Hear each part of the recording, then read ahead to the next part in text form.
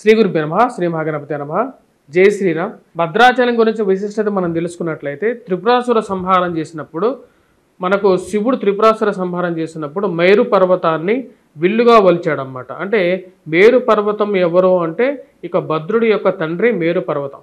మేరు wire ఇద్దరు బ్రహ్మ గురించి తపస్సు చేస్తారు. తపస్సు చేసిన తర్వాత వారికి బ్రహ్మ సాక్షాత్కరించి వారికి కోరుకోమంటే వారు పుత్ర సంతానం ప్రసాదించమని చెప్పి అడిగినప్పుడు బ్రహ్మ వారికి తదాస్తు అని చెప్తారు. వారు ఎటువంటి పుత్రుడిని కోరుకుంటారు అంటే శ్రీ మహావిష్ణువు యొక్క మనసులో నిలుపుకునేటువంటి వాడు, శ్రీ మహావిష్ణువునే ఎక్కువగా పూజించేటువంటి వాడు అటువంటి కుమారుని ఇమ్మని అడుగుతారన్నమాట. అటువంటి కుమారుడినే ప్రసాదిస్తాడు. అటువంటి కుమారుడే వచ్చినప్పటికీ భద్రుడు, తనకి భద్రుడు అని చెప్పి నామకరణం చేయడం జరుగుతుంది. ఆ యొక్క నామకరణ ముహూర్తం ఏదైతే జరుగుతుంటుందో అప్పుడు జాతక కర్మ 11వ రోజున చేసే సమయానికి అక్కడ నారదుడు రావడం జరుగుతుంది అన్నమాట. ఈ నారదుడికి ఇలాగ మాకు పుత్ర సంతానం కలిగిందని చెప్పి ఆహ్వానించినటువంటి మేరు మరియు అదేవిధంగా వైరు వారు తన యొక్క కుమారుడికి జ్ఞానోపదేశం చేయమన్నప్పుడు శ్రీరామ మంత్రాన్ని జపిస్తారు. అప్పటికి ఇంకా శ్రీరామచంద్రుడు భూమి మీద అవతరించలేదు. శ్రీరామ మంత్రాన్ని ఉపదేశించిన తర్వాత భద్రుడు పెరిగిన తర్వాత తనలో భక్తి భావన మరియు అదేవిధంగా శ్రీరామచంద్రుడిని చూడాలి అనేటువంటి భావన కూడా బాగా పెరుగుతూ వెళ్ళిపోయిన తర్వాత భద్రుడు పెద్ద అయిన తర్వాత శ్రీరాముడి గురించి ఘోరమైనటువంటి తపస్సు చేస్తారు. ఘోరమైనటువంటి తపస్సు చేసినప్పుడు అక్కడ బ్రహ్మ మరియు అదేవిధంగా ఇంద్రాది దేవతలు ఎవరైతే ఉన్నారో వారు భయోత్పాదానికి గురవుతూ ఉంటారు. భయోత్పాదానికి గురయ్యి ఇక్కడ చేస్తున్నటువంటి ఈ యొక్క ఏదైతే తపస్సు ఉందో ఈ యొక్క తపస్సు వల్ల నాకు ఏదైనా కీడు కలుగుతుందా అని చెప్పి ఇంద్రుడు భావించడం, ఆ యొక్క విషయాన్ని బ్రహ్మదేవుడికి చెప్తారు. బ్రహ్మదేవుడు ఈ యొక్క విషయాల్లో మనకి ఎటువంటి కీడు జరగదు, ఎందుకంటే భద్రుడు తపస్సు చేస్తుంది శ్రీమన్నారాయణుడి కోసమే అని చెప్పేసి ఆ విషయాన్ని శ్రీమన్నారాయణుడికి వివరించడం జరుగుతుంది అన్నమాట. అంతటా శ్రీమన్నారాయణుడు తన భక్తుడి గురించి, తన యొక్క గొప్పతనం గురించి, ఆ భక్తుడి యొక్క గొప్పతనం గురించి, విశిష్టత గురించి తెలుసుకొని ఆగమేఘాల మీద అకార ఉకార మకారాలుగా, అంటే అకారం వచ్చేటప్పటికి మనం ఆత్మస్వరూపం, మకారం వచ్చేటప్పటికి లక్ష్మీ స్వరూపం, అదేవిధంగా మధ్యలో ఉకారం ఉంది, అది శేషు స్వరూపం అన్నమాట. ఈ ముగ్గురు భూమండలానికి రావడం జరుగుతుంది అన్నమాట. భూమండలం మీదకు వచ్చిన తర్వాత అక్కడ భద్రుడికి సాక్షాత్కరిస్తారు. సాక్షాత్కరించినప్పుడు భద్రుడు ఏమని అడుగుతాడు అంటే నాకు రామస్వరూపంలో నువ్వు దర్శనమిమ్మని చెప్పి అడిగి తన అడుగుతాడు. అప్పుడు రామస్వరూపంలో అక్కడ ప్రత్యక్షమై తన పాదాలు ఏవైతే ఉంటాయో తన శిరస్సు మీద పెట్టి తన యొక్క జీవితాన్ని పరమోపదించమని చెప్పి తన యొక్క జీవితాన్ని పునీతం చేయమని చెప్పి అడుగుతాడు.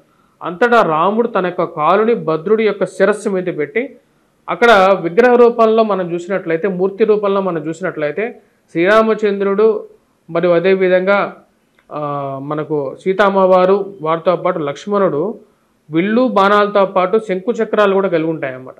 ఇక శంకు చక్రాలతో కలిగినటువంటి రామరూపం అనేది చాలా అరుదుగా ఉంటుంది. అది అంటే అంటే సాక్షాత్తు నారాయణుడే ఇక్కడ వెలిశాడు అని చెప్పి దాని యొక్క వృత్తాంతం. అలా గడుస్తూ ఉన్న కొన్ని సంవత్సరాల తర్వాత అప్పట్లో కూడా అక్కడ ఆలయం ఉండేది అని చెప్పేసి పురాణ వృత్తాంతం ఇది. అక్కడ ఎందుకంటే మేరు అక్కడ సాక్షాత్తుగా వచ్చేటప్పటికి విశ్వకర్మని పిలిచి అక్కడ ఆలయం కట్టించారు అని చెప్పి శాస్త్రంలో పురాణంలో ఉంది. అక్కడ కొన్ని 14వ శతాబ్దంలో అక్కడ నివసించేటువంటి ఒక అవ్వ, ఆ యొక్క అవ్వ యొక్క రాత్రిపూట కలలో నువ్వు కొలిచేటువంటి దైవాన్ని నేను ఈ కొండ మీద ఉన్నానని చెప్పేసి ఆ యొక్క అవ్వకి చెప్పడం జరుగుతుంది. అప్పుడు ఆ యొక్క అవ్వ రాత్రిపూట వచ్చినటువంటి కలను నిజమా కాదా అని చెప్పి ఆ కొండ మీదకి వెళ్ళి వెతికినప్పుడు అక్కడ ఆ పొట్ట లోపల శ్రీరామచంద్రుడు కంటికి కనపడతాడు. శ్రీరామచంద్రుడు కంటికి కనపడ్డాడు. అతనికి గుడి కట్టించేటువంటి స్తోమత ఆ అవ్వకి లేదు. అప్పుడు తనకు శక్తి కొలది దాని పైన ఒక చిన్న కప్పు ఏర్పాటు చేసి తన చుట్టూరు తనకు దొరికినటువంటి ఫలాదులతో తనను పూజించడం మొదలు పెడుతుంది. అప్పుడే మనకు ఈ యొక్క వృత్తాంతం మొదలవుతుంది. కంచెర్ల గోపన్న ఎవరైతే అక్కన్న మాదన్నల యొక్క మేనల్లుడు. ఈ మేనల్లుడు మనకు తాన్షా యొక్క ఆ, కొలువులో తను పనిచేయటం, అదే సమయానికి వచ్చేటప్పటికి ఆ కొలువులో పనిచేస్తున్నటువంటి సమయంలో తన యొక్క దేవాలయాన్ని నిర్మించడంకి పూనుకుంటారన్నమాట. ఆ దేవాలయం నిర్మించడానికి పూనుకునే సమయానికి కూడా వీరు అక్కడ వనవిహారానికి వెళ్తారు. ఎవరు? ఈ యొక్క కంచర్ల గోపన్న మరియు తన యొక్క భార్య పిల్లలు అక్కడ వనవిహారానికి వెళ్ళినప్పుడు ఆ యొక్క ఉన్నటువంటి సీతారామచంద్రుని మూర్తిని చూసి అక్కడ, ఎందుకంటే ప్రజలు కోరుకునేదే ఈ రోజుల్లో, ప్రజలు కోరుకునేదే పాలకులు చేయాలి. ఆ విషయాన్ని కంచర్ల గోపన్న నిర్మోహమాటంగా ప్రజలు ఇక్కడ దేవాలయ కట్టాలి అని చెప్పి అనుకున్నారు కాబట్టి ఆ దేవాలయాన్ని నిర్మించటానికి పూనుకోనటం, తరువాత తన కారాగార వ్యాప్తి పొందటం జరుగుతుంది. కారాగార వ్యాప్తి పొందిన తర్వాత మనకు రామోజీ లక్ష్మోజీ రూపాల్లో అక్కడికి రాముడు మరియు అదేవిధంగా లక్ష్మణుడు రావడం జరుగుతుంది. ఎందుకు వీళ్ళిద్దరూ వచ్చారు అనేది కూడా ముఖ్యంగా మనం గమనించినట్లయితే ఇక్కడ కంచర్ల గోపన్న పూర్తిగా జైలు జీవితాన్ని అనుభవిస్తూ ఉన్నప్పుడు, కారాగార జీవితాన్ని అనుభవిస్తూ ఉన్నప్పుడు రాముడి గురించి రాముడికి మరియు అదేవిధంగా సీతాదేవికి ఈ విధంగా చెప్పడం జరుగుతుందన్నమాట. అమ్మ, నేను ఈ విధంగా బంగారాన్ని డబ్బుతో మీకు కిరీటాలు అన్నీ చేయించాను, గుడి కట్టాను, నీడ లేనటువంటి మీకు నీడను కనిపించాను, అన్నీ చేశాను. కానీ ప్రతిఫలంగా నేను కారాగారంలో ఉండడం తప్పు కదా. కాబట్టి మీరు దయముంచి రామచంద్రుడికి చెప్పి నన్ను విడిపించండి అని చెప్పి వేడుకుంటూ ఉంటారు. సీతారామచంద్రుడు కరుణాపయోన్నితి, అంటే తన మనస్సు ఎలాంటిదంటే ఒక మంచు ముద్ద లాంటిది అన్నమాట. మనం ఏం చెప్పినా సరే రాముడు వింటూ వింటాడు మరియు అదేవిధంగా దానికి ప్రతిస్పందించడం కూడా జరుగుతూ ఉంటుంది. సీతారామచంద్రుడు ఆ యొక్క మాట విని రామోజీ లక్ష్మోజీగా మారి తనకు నిద్రపోతున్న వ్యవస్థలో ఉన్నటువంటి రాజుగారికి ఆ బంగారు నాణాలు ఇవ్వడం, అక్కడి నుంచి వారు రసీదు తీసుకోమని చెప్పి అడిగి వెళ్ళిపోవటం జరుగుతుంది.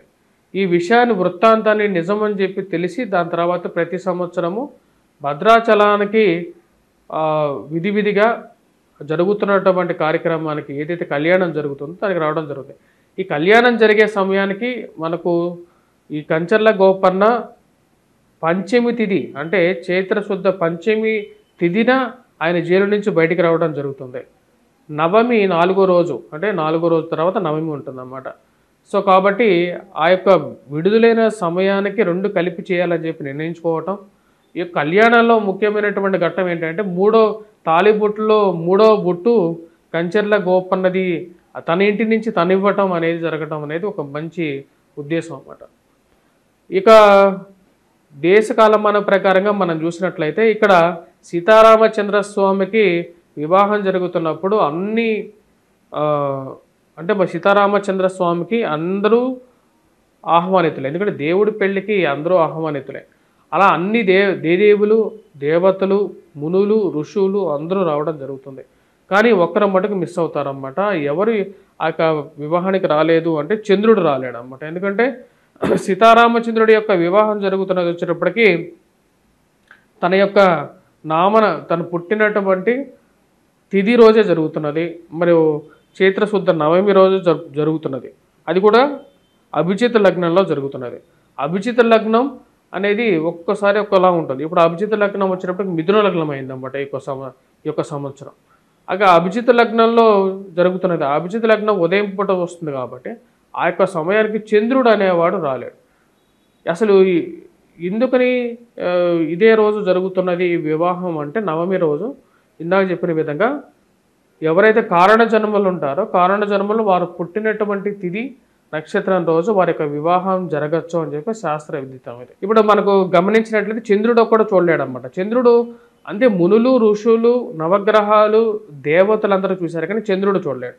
అప్పుడు చంద్రుడు శ్రీరామ నీ పేరులోనే చంద్రుడు అనే ఉంది, కానీ నీ యొక్క వివాహాన్ని మటుకు నేను చూడలేకపోయాను కదా, కన్నుల పండుగగా ఉంది నీ యొక్క వివాహం అని చెప్పి ప్రపంచంలో అందరూ చెప్పుకుంటూ ఉంటే విన్నానే కానీ నా కళ్ళారా నేను చూడలేను, ఎలా మరి అని అడిగినప్పుడు అప్పుడు శ్రీరామచంద్రుడు ఇక్కడ నుంచి ఐదవ రోజు అంటే మనకు పౌర్ణమి తిథి ఎప్పుడైతే వస్తుందో ఆ యొక్క పౌర్ణమి తిథిని ఎప్పుడైతే ఒంటిమిట్టలో మనకు జరిగేటువంటి కళ్యాణికి ఉన్నటువంటి ప్రాశస్త్యత అన్నమాట. అంటే చంద్రుడి యొక్క కోరికను తీర్చడం కోసం ఆ యొక్క క్షేత్రంలో పౌర్ణమి రోజు చంద్రుడు కనపడే విధంగా అంటే ఆరు బయట ఈ యొక్క వివాహ కార్యక్రమం చేయటం అనేది ఒక గొప్ప కార్యంగా చెప్పచ్చు అన్నమాట. అంటే శాస్త్రరీత్యా ఎవరైతే మహామునులు ఉంటారో వారు పుట్టినటువంటి నక్షత్రంలో వారి వివాహం చేయటం కానీ వారి యొక్క తిథిలో వారికి వివాహం చేయటం కానీ ఎటువంటి